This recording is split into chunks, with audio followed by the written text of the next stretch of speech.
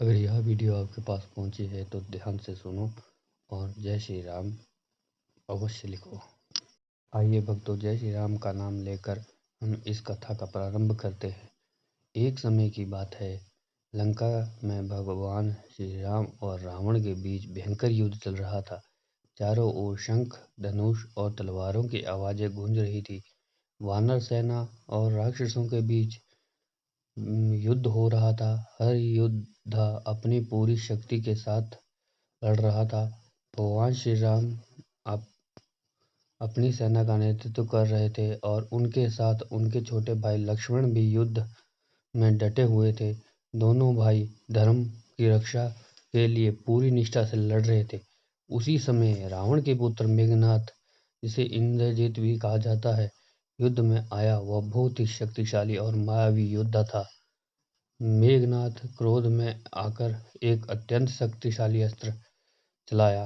वह अस्त्र सीधा लक्ष्मण जी को लगा। जैसे ही अस्त्र लक्ष्मण जी को लगा, वह तुरंत मूर्छित हो पड़े। यह दृश्य देखकर पूरी वानर सेना स्तब्ध रह गई। किसी को समझ नहीं आ रहा था कि अब क्या किया जाए। भगवान श्री राम अपने प्रिय भाई की अवस्था को देखकर अत्यंत दुखी हो गए। वे तुरंत लक्ष्मण जी को पास गए और उन्हें उठाने लगे, लेकिन लक्ष्मण जी की कोई प्रतिक्रिया नहीं थी। उनकी आंखों में आंसू आ गए। उनका मन चिंता से भर गया। पूरा वातावरण शोक और भय से भर गया। तभी किसी ने सुझाव दिया कि वैद्य सुषेण को बुलाया जाए। तुरंत उन्हें बुलाया गया। वैद्य सुषेण ने लक्ष्मण जी की नाड़ी देखी और गंभीर स्वर में कहा, इनकी स्थिति बहुत गंभीर है। इन्हें बचाने के लिए एक संजीवनी बूटी की आवश्यकता है, जिसे संजीवनी बूटी कहते हैं। वह हिमालय पर मिलेगी। अगर कोई सूर्य उदय से पहले ला सके तो लक्ष्मण जी को बचाया जा सकता है। यह सुनते ही सब लोग चिंतित हो गए। हिमालय बहुत दूर था और समय बहुत कम। इतनी बड़ी जिम्मेदारी कौन लेगा? यह सवाल सबके मन में था। तभी हनुमान जी आगे आए। उन्होंने भगवान श्री राम के सामने विनम्रता से हाथ जोड़कर कहा, प्रभु आप चिंता न करें, मैं हिमालय जाकर संजीवनी बूटी लेकर आता हूँ। भगवान श्री राम ने हनुमान जी को आशीर्वाद दिया। हनुमान जी ने उनका आशीर्वाद लिया और तुरंत आकाश में उड़ गए। उनकी गति इतनी तेज थी कि पलक झपकते ही वह बहुत दूर निकल गए। वे पहाड़ों, नदियों और जंगलों को पार करते हुए आगे बढ़े। कुछ समय में हनुमान जी हिमालय पहुंच गए। वहां पहुंचकर उन्होंने संजीवनी बूटी को ढूंढना शुरू किया, लेकिन वहां बहुत सारी जड़ी बूटियां थी। सभी लगभग एक जैसी थी। हनुमान जी समझ नहीं पा रहे थे कि कौन सी संजीवनी बूटी है।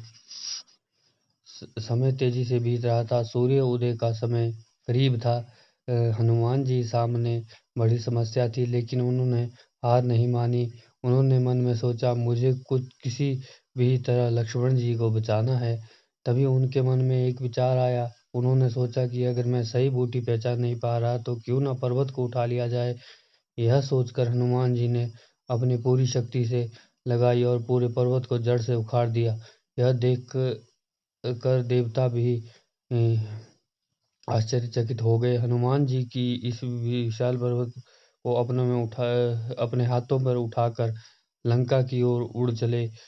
तब हनुमान जी वापस लंका पहुंचे तो उन्हें देखकर सब लोग बहुत खुश हुए। वैद्य सुषेण तुरंत आगे आए और उन्होंने उस पर्वत से यह सही संजीवनी बूटी पहचान ली। उन्होंने उस बूटी को निकालकर लक्ष्मण जी को दे दिया। कुछ ही समय में चमत्कार हो गया। लक्ष्मण जी की सांसें फिर से चलने लगी और धीरे धीरे उन्होंने अपनी आंखें खोली और उठकर बैठ गए। यह देखकर सभी के चेहरे पर खुशी आ गई।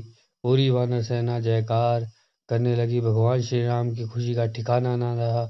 वे तुरंत हनुमान जी के पास गए और उन्हें गले लगाया। उनकी आंखों में खुशी के आंसू थे। उन्होंने भावुक होकर कहा, हे हनुमान, तुम जैसा भक्त इस संसार में कोई नहीं। तुमने अपने प्रेम, भक्ति और समर्पण से असंभव कार्य को भी संभव कर दिया।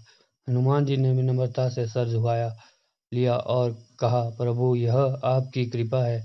मुझे तो बस आपकी सेवा करने का सौभाग्य मिला है। यह सुनकर भगवान श्री राम और प्रसन्न हुए और पूरे वातावरण में जय श्री राम और जय बजरंगबली के नारे गूंजने लगे। इस कहानी से हमें यह सीख मिलती है कि मेहनत और विश्वास से कठिन से कार्य को भी आसान किया जा सकता है। अगर हमारे मन में दृढ़ निश्चय और भगवान का भरोसा हो तो हर मुश्किल को पार किया जा सकता है। जय श्री राम। अगर आपको यह कहानी अच्छी लगी हो तो हमारे चैनल को सब्सक्राइब करें और जय श्री राम लिखें।